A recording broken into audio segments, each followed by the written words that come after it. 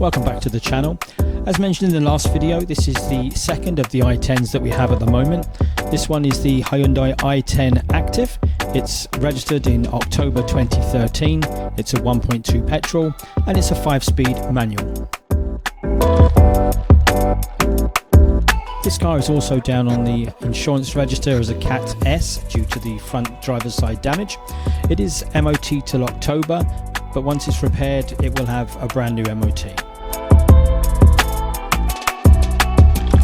Moving on to the inside, as most of the cars are, they are very dirty inside, so we will remove the seats and the car will be fully valeted. It will also have a full service carried out.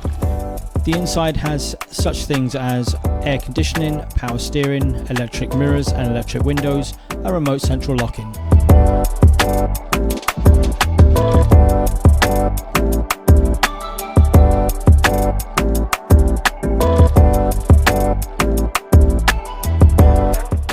As always, I do thank you for taking the time to watch my videos. Do keep an eye out for any updates on this one and also the other i10.